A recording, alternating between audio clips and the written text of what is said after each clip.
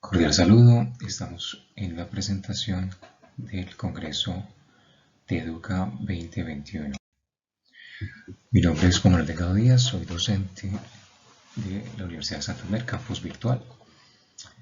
Hoy les voy a exponer sobre Storytelling en el modelo STEAM, Ciencia, Tecnología, Ingeniería, Arte y Matemáticas.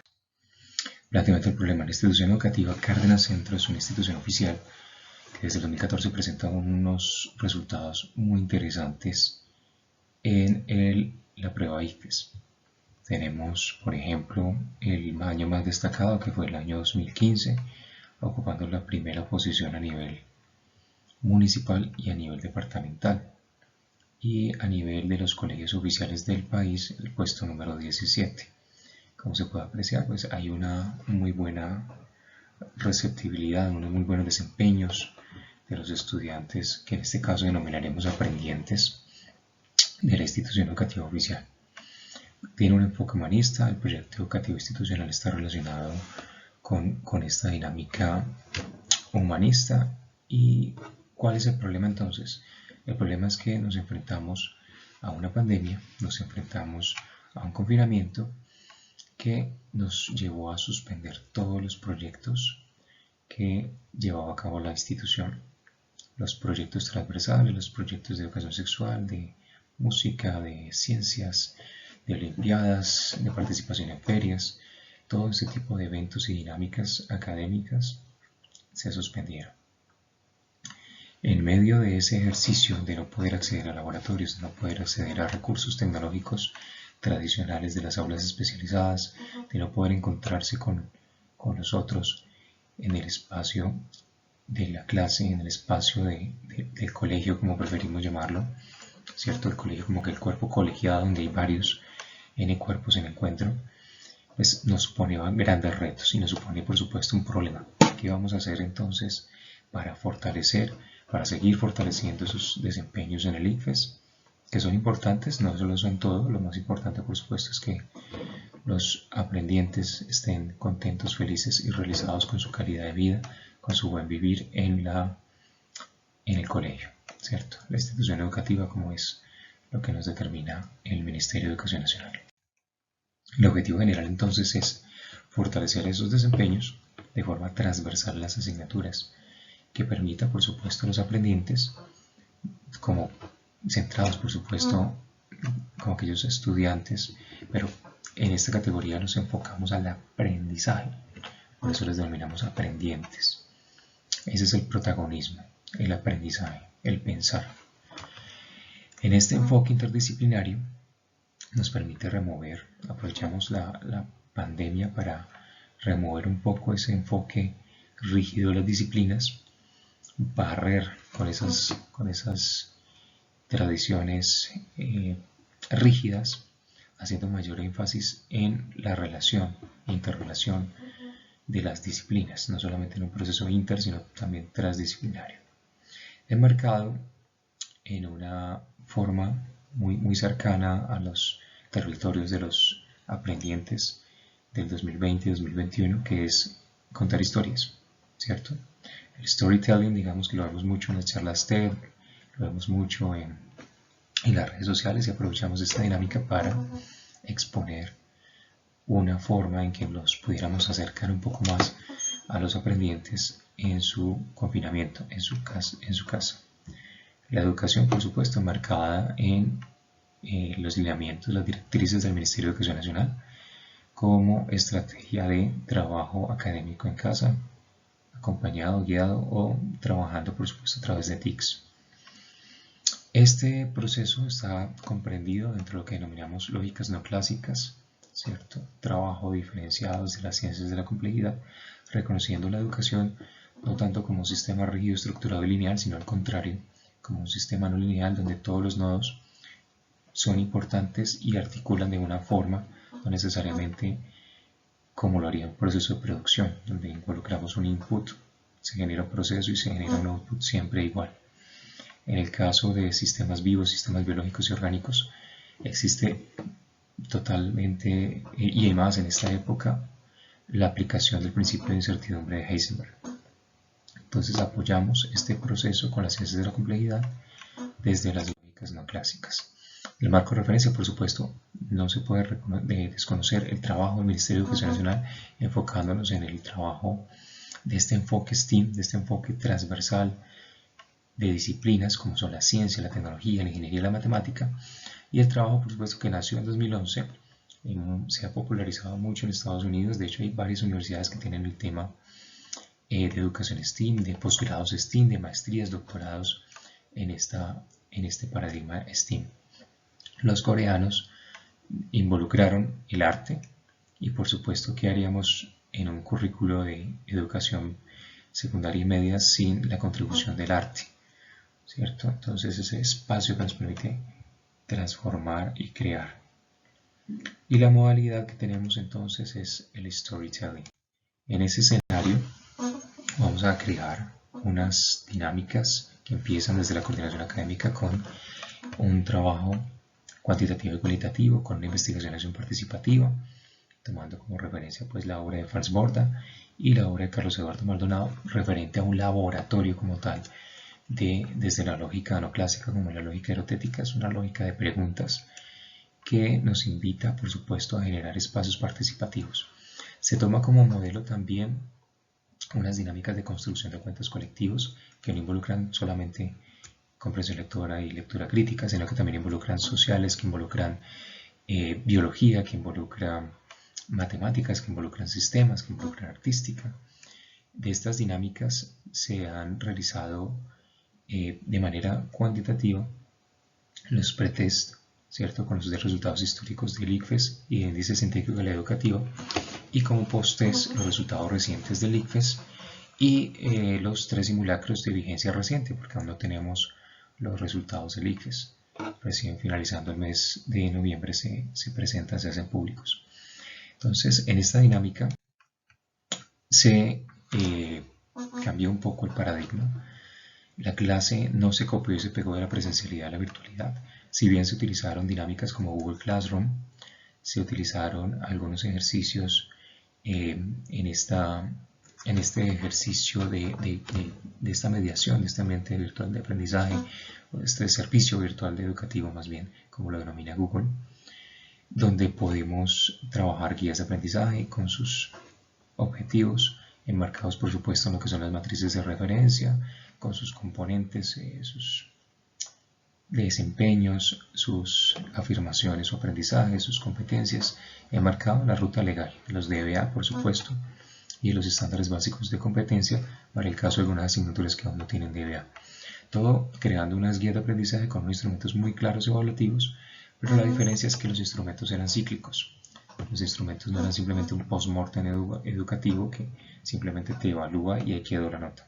No, sobre él se devolvía y se devolvía hasta conseguir unos desempeños esperados. Por supuesto, en un marco de límite de tiempo que nos permite el currículo actual vigente y aprobado por la Secretaría de Educación del ente territorial certificado.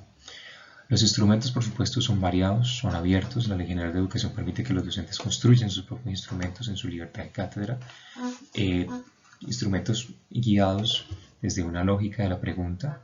Básicamente lo que se propone es una construcción colectiva donde se crean pequeños grupos en la plataforma Classroom y en las plataformas de encuentro Zoom, y cada grupo expone una parte de un tema, de digamos matemática, historia, biología, y los demás grupos van alimentando a través de preguntas y a través de aportes esa construcción de esa exposición. No es una exposición unidireccional, sino que se va formando y se va tejiendo, ¿cierto? Se va tejiendo esa construcción a través de los aportes de los distintos grupos.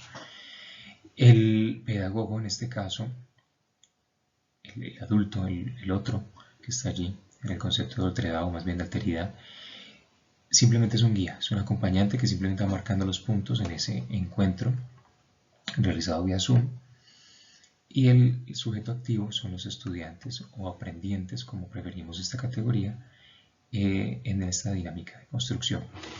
En algunos casos, la desconexión que existe y trabajo también que se hace como escuela de padres y en el ejercicio también que se realiza en las instituciones educativas oficiales donde tenemos distintas problemáticas familiares, se propuso desde el área de castellano trabajar con historias que nos acercaran un poco más a esa generación anterior. Los aprendientes creaban estas dinámicas con historias de sus padres y de sus abuelos y entraban en esa dialogicidad, ¿cierto? En ese diálogo permanente con sus padres, madres y abuelos y abuelas para tejer estas historias y llevarlas a un escenario de encuentro.